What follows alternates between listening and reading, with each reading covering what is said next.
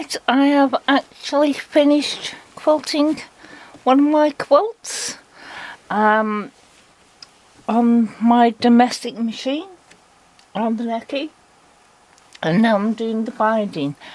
This navy blue that I backed it with and also used it in the pattern itself, I haven't got quite enough to go all the way around it, so I thought I might as well do a pieced binding. So I've added a strip of some of the colours that are actually in this, and I'm going to sew it on now. Let's see if I can finally end that I wanted to sew it on with. That's it. And there. So what I've done, I have stitched them together diagonally and then pressed the seams open and pressed them in half lengthwise, and that's all you do. I've got bits of thread everywhere. Oh well, I'll sort that out after it's done. Alright, get your quilt where you want to start it.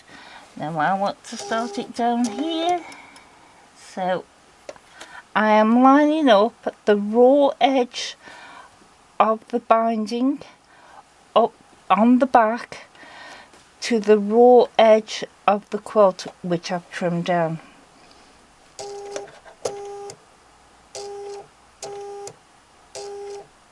Put it where I want it to start, and I'm leaving a tail that's possibly a bit too short.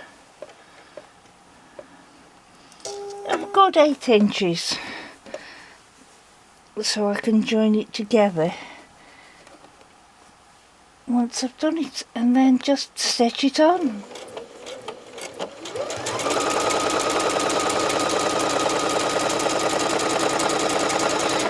Now you will find that the quilt could possibly pull on different parts of your desk, so what I'm doing is just loading my desk up with the quilt,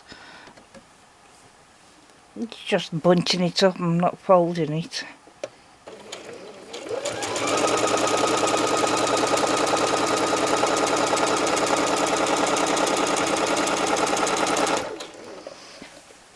And I'll show you when I get back to where I started from. Oh no, I won't. I'll show you when I get to the corner. Coming up to the corner here.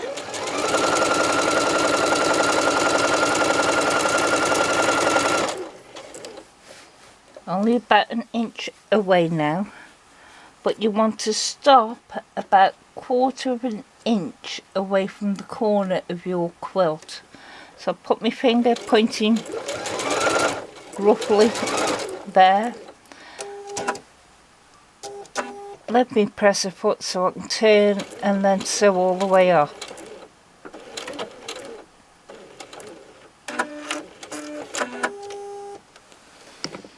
Oops, sorry. And you see now, yep. And what I'm doing now is I fold it up so there's a 45-degree angle pointing to the middle of the quilt. Hold that down, get me binding and flip it over, and then fold. Oops! I'm gonna have to change this tripod. And fold it over so you've got this flappy bit here. Now you don't need to turn all your quilt at the moment. You can do if you want, but just to get it started, I'm putting my foot down where I finished sewing 1/4 of an inch away. Drop my needle down, and then I can work with it a bit. Oh, now let's put it back up again.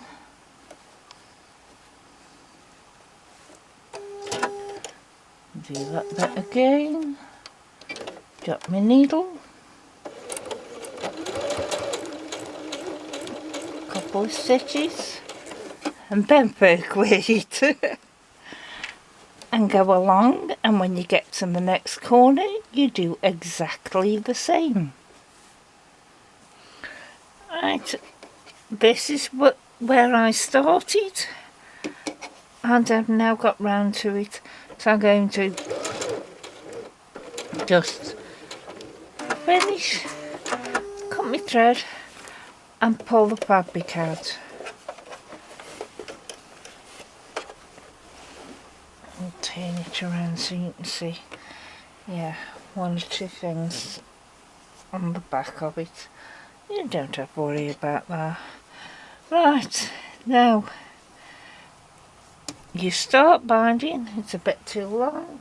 Never mind, let's cut that if I can find my scissors. There we are.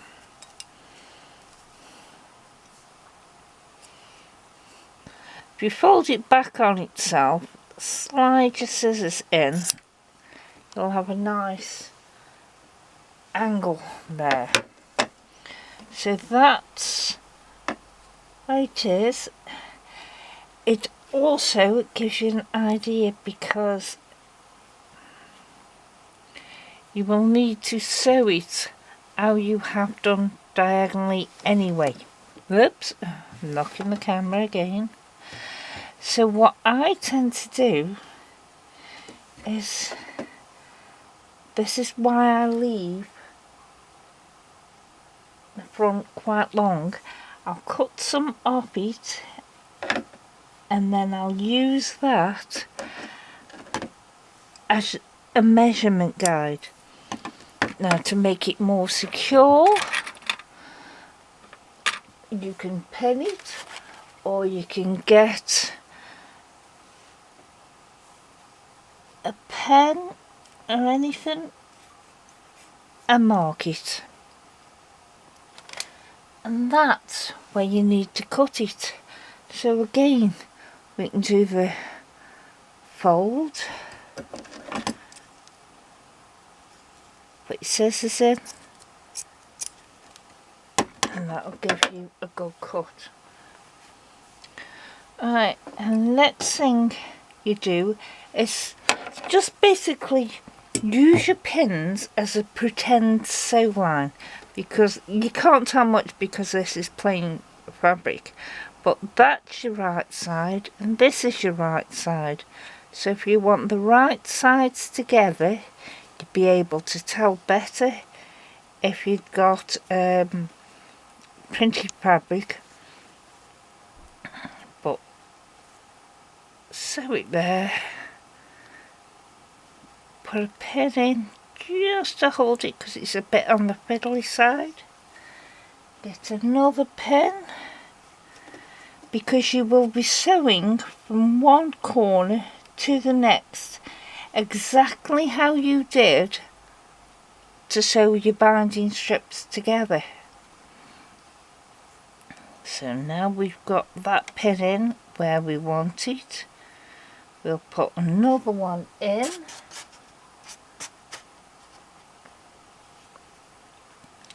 Basically where your stitching line would be, and then just fold it straight. Take that one out. No, that's the one that you'd be sewing, and it's not in right. That's it. If you tighten, fly come from, if you tighten it, you can see that it would go right. Just a moment while I go and kill a fly. That's it, spread the fly now. Now you can take this first one that we put in, and I put it in the quilt itself to hold it together a bit. Makes it far far easier. And then basically line it all up, straighten it all out. It's a bit on the fiddly side, but it's very doable.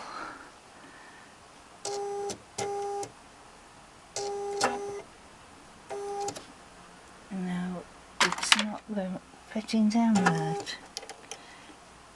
Sit down right. Let's talk to it.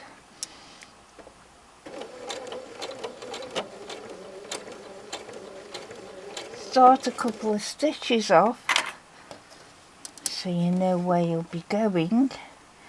You can see here the other point. Take that pin out because I'll be going straight down now.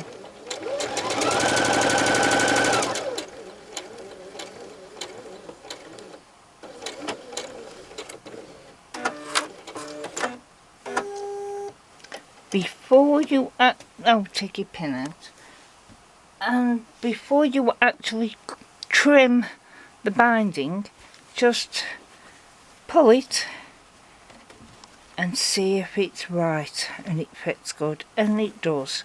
So now I can trim this up.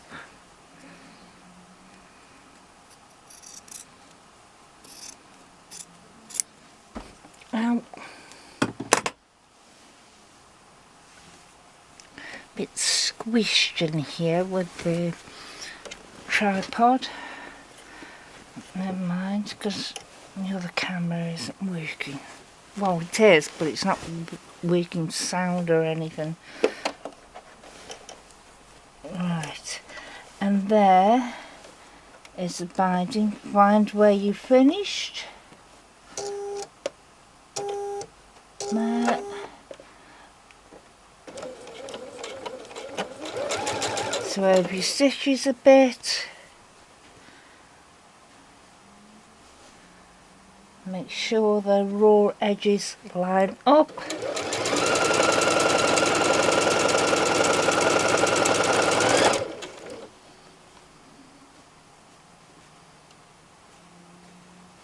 So you get round down to where you started. There.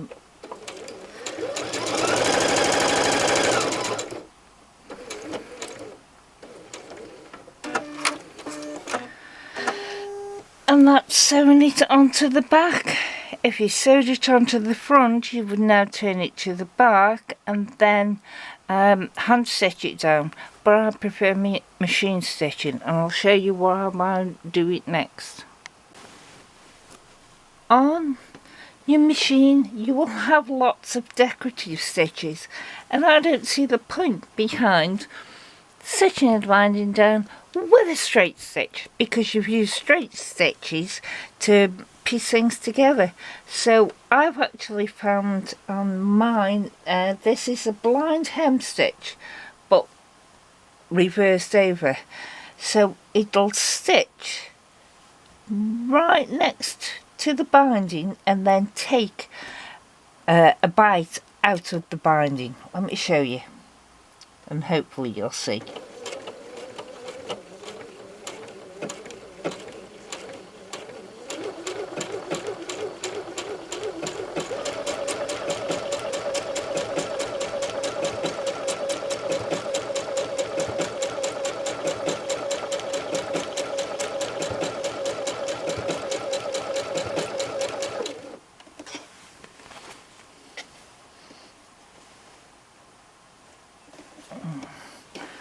Me carry on down to the corner, and then it'll be a bit bigger there. I can show you. I should have used white thread.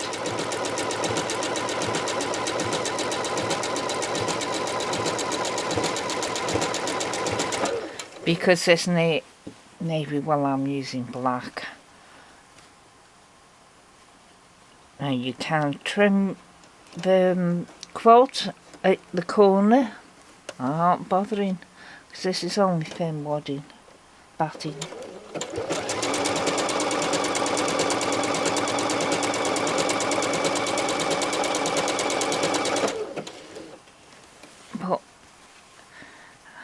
Don't know if you'll make this out. That gives a nice finished edge instead of having it flapping up. But I'll go all the way round. Well, I'll show you now about the corner. As you're coming up to the corner, I have the binding pulled down at the bottom, and at the side I'm going out, carrying on like I have been. When I get very close to the corner, I know you won't see this because my hand's in the way, but I get my seam ripper, lay it down directly on the line where the edge of the quilt is, and then I pull my binding up and over, hold it with my finger and check if I've got a nice 45 degree, which I have. So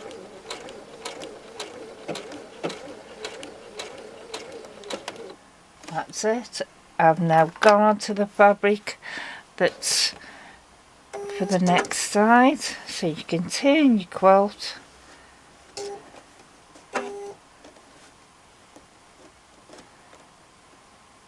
and carry it on.